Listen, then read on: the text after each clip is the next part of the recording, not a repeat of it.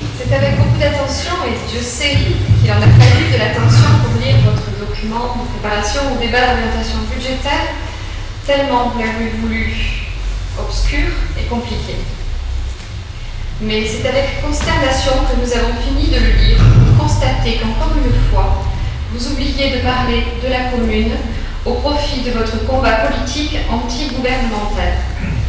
Désormais, l'institution municipale à Auriol est entièrement tournée vers la politique.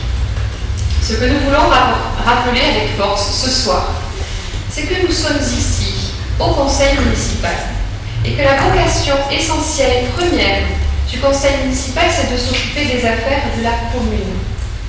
Pourtant, conseil municipal après conseil municipal, nous voyons sans cesse inscrites à l'ordre du jour des délibérations, des rapports, des motions, dont l'objectif réel est de constituer une charge contre le gouvernement. Malheureusement, ce document d'orientation budgétaire n'échappe pas à la règle. Votre document, monsieur l'adjoint aux finances, madame le maire, regorge d'informations inexactes ou tellement alarmistes que nous redoutons un peu le budget 2010.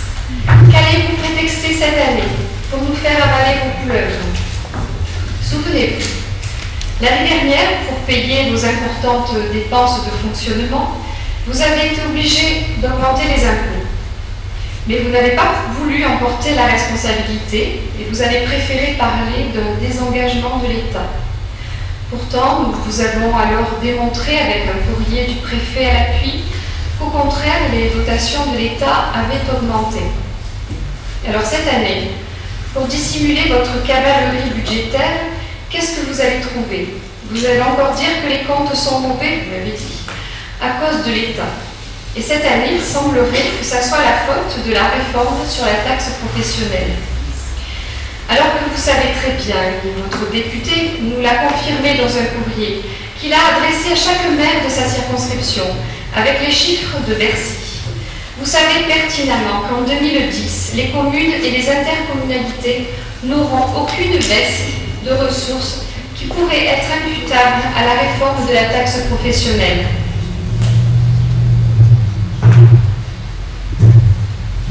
La loi de finances 2010 garantit à toutes les collectivités un niveau de ressources identique à celui de 2009.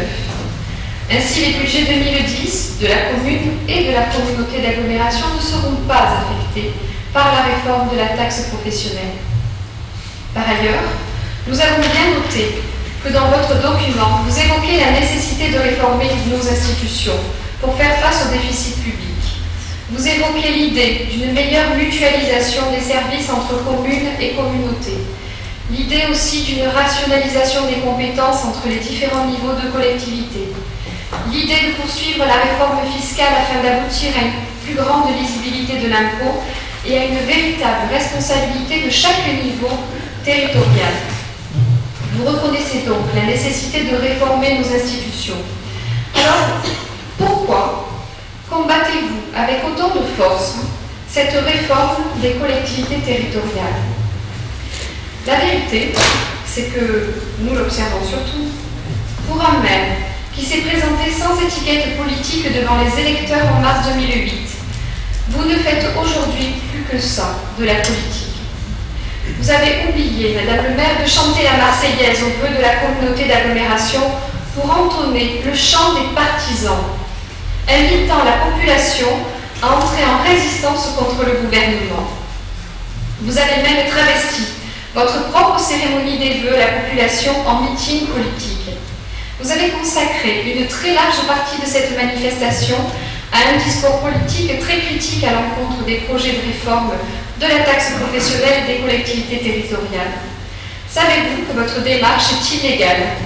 Savez-vous que les plus hautes juridictions ont estimé que la communication institutionnelle, comme une cérémonie de vœux, constituait une mission de service public, qu'elle devait avoir pour finalité d'informer les administrés sur la vie de la collectivité locale à l'exclusion de toute considération partisane.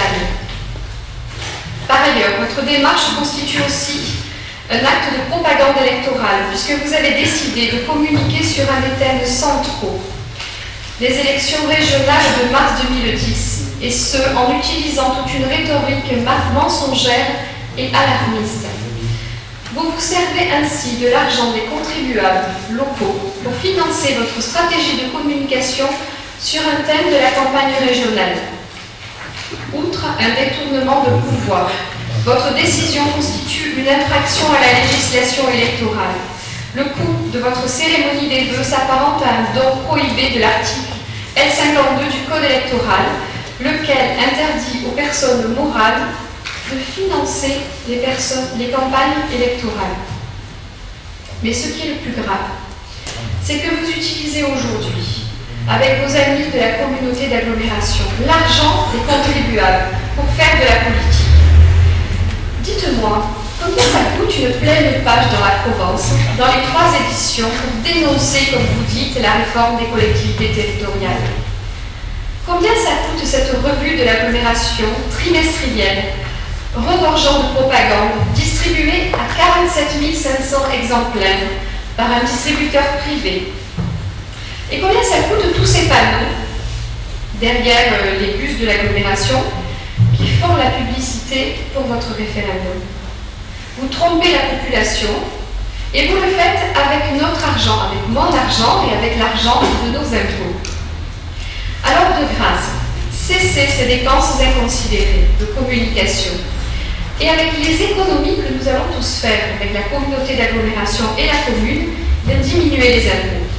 Parce que je vous rappelle que la pression fiscale de la commune d'Oriol est aujourd'hui supérieure de 48% à la pression fiscale moyenne en France. Là, il me semble que c'est un sujet important, qui devrait davantage vous préoccuper, plutôt que de vous mêler de projets qui ne relèvent pas de votre compétence. Le groupe Oriol Ensemble aura une seule demande aujourd'hui. Compte tenu de la très forte augmentation d'impôts que vous avez imposée l'année dernière, plus 22%. Alors vous avez dit les bases, pas les bases. Moi, ce que je regarde, c'est ce que les Oriolais ont eu à payer l'année dernière, plus 22%. Compte tenu de l'importante pression fiscale qui s'exerce sur la commune d'Oriol, nous vous demandons de faire un effort financier dans le sens d'une diminution des taux d'imposition communaux. Je vous remercie pour votre attention et je vous demande que ma déclaration soit annexée au procès verbal du Conseil municipal. Merci.